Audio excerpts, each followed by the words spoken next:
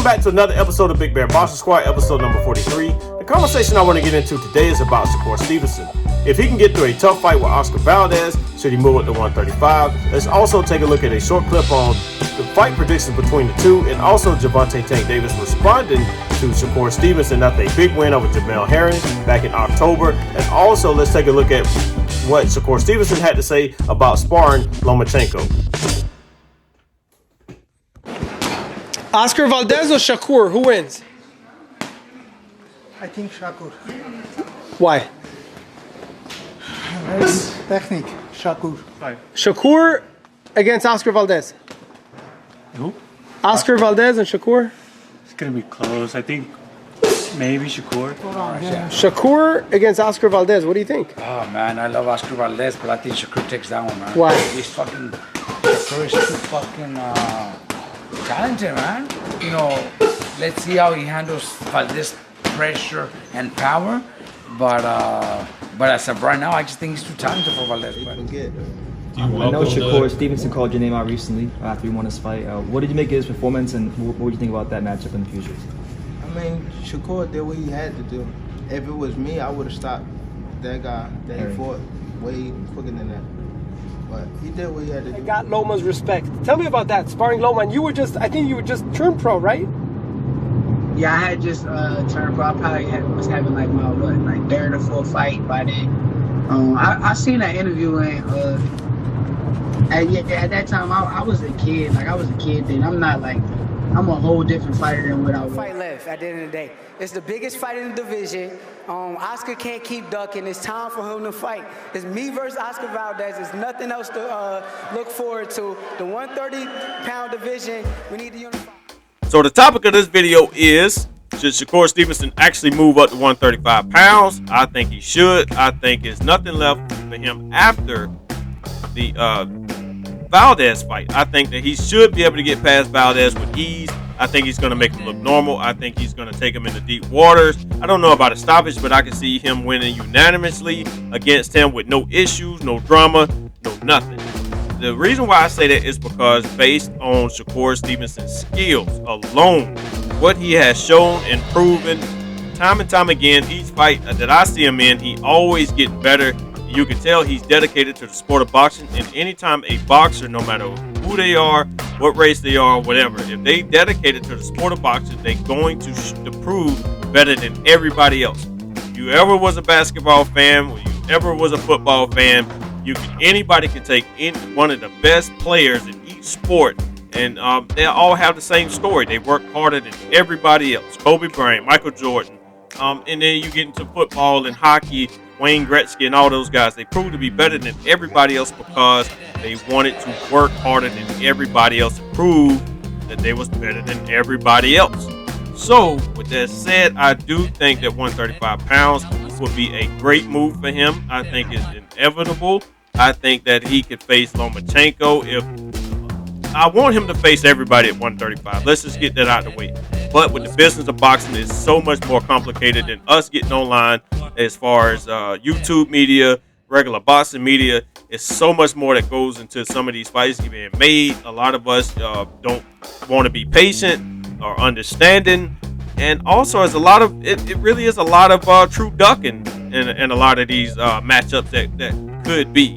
A lot of this stuff probably could be a lot easier, but like I told you guys, when you invest into a boxer, you want that boxer to stay undefeated as long as you can. You want him to be a knockout artist, and you want to make a ton of money off of him. And even in some cases, that can still go awry. But to stay on topic, I love this matchup for Shakur Stevenson and Oscar Valdez. I think Oscar Valdez got a great chance to pull off a big upset, which I don't really see that happening. But he has an opportunity. You can't really tell. I can predict all day, but you don't know what's really going to happen until these guys actually steps into the ring and actually prove themselves. That's what's so great about the sport of boxing, and that's why I watch it every single time, no matter who's fighting. But like I say, every time that Shakur Stevenson steps into the ring, you will see the talent on this kid. He's always improving. His defense from offense is probably like bar none to anybody. Tank hits a lot with clean punches. Devin Haney got rocked a couple times. Lomachenko been down a couple times. He actually took a couple losses. And KAMBOSOS been down. Teofimo, even though he's going to 140, but Teofimo has been down. But he was campaigning at 135. But I think that Shakur Stevenson in the future could be a three division world champion with ease. It's just his skills. It's like, I'm going to make an analogy. Okay, everybody got this great debate. I don't want to put LeBron in there because it's just two different playing styles. But as far as like talent-wise, Michael Jordan and Kobe Bryant was the two closest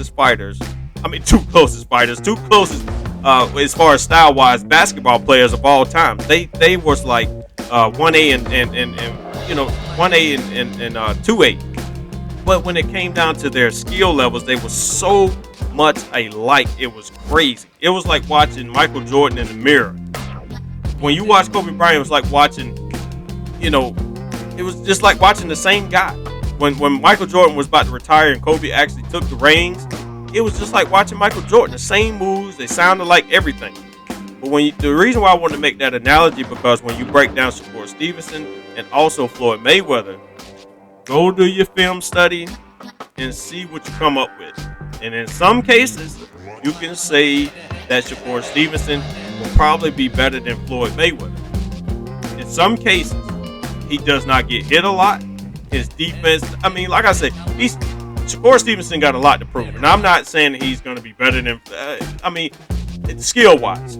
Skill-wise, I'm saying that he could be better than Floyd, but as far as career-wise, he's got a long way to go. Skill-wise, he's there. Career-wise, he got a long way to go. But I think that Shakur Stevenson is special, and he reminds me so much of Floyd than anybody else. From defense to offense, man, I want to keep speaking on that because I want you guys, go do your film study. Go look at some of these highlights of him and see how fast he is. See how, he don't really take heavy shots. He can get inside, outside. He can fight you inside and outside and have you all over the place. And then, the thing is, if he move up in weight, he don't have to drop down. So can he carry some of his power? That's the ultimate test for Shakur Stevenson, if he can actually get through this fight unscathed, actually get back into the gym, get with his team, and see what the next move is. But more than likely, I would hope that he will move up and he can get some of those big, massive paydays as far as being on. He can, start being on pay-per-view a lot more. I don't know. I think he's been on a couple undercards of pay-per-views, but I can't really say off the top of my head whether he's been in a pay-per-view or not. I didn't really look that up before this video, but I think he could be a headliner. One day he could be a absolute massive star, headliner, pay-per-view, all that good stuff. But the thing that scares me the most about just him and the current promotional team that he has right now, will he take that jump and create his own promotional team? I don't want to see I don't want to see any fighter go through what Terrence Crawford is going through, or any other fighter with a promoter that does not care about their fighters. So everybody knows the story about Bob Arum. I don't want that to be an issue for Shakur Stevenson. I think that he got Jay Prince around him. Jay Prince has been proven in the sport of boxing as far as taking care of fighters and making sure they get the right things. So I think he got some excellent people around him and in his ear, and it's going to guide him right. I hope that him and Top Rank have a. I hope they have they can prove like everybody wrong, like they can redo everything from mistakes. I hope that Top Rank can learn from their mistakes and they can actually keep building Shakur Stevenson and actually let him get some of these lucrative fights. But I really would love to see him go to 135. I think a lot of fights, is so many more opportunities up there. Man, 135 is like one of the, other than welterweight, is the most stacked division in the sport of boxing. And can Shakur Stevenson hang in there with a lot of those guys? I say yes. You guys let me know what you think down in the comments below. Thank you guys for tuning into another episode of Big Bear Boxing Squad, episode number 43. You guys let me know what you think down in the comments below about this topic and all the other topics that I bring up on my channel. If you want to see what I'm wearing, shoptachi.com. Follow me on all social media platforms that I'm currently on. Links will be down in the descriptions below. Just want to thank you guys like I do each and every single video. Without you guys, my channel wouldn't be what it is today. So thank you guys. If you're old to the channel, new to the channel, please try to make sure you watch the full video so you get the full breakdown of the content. Make sure you try to hit the notification bell, like button, and subscribe button. All those small things helps the channel grow. With that said, that's going to conclude another episode of Big Bear Boxing Squad.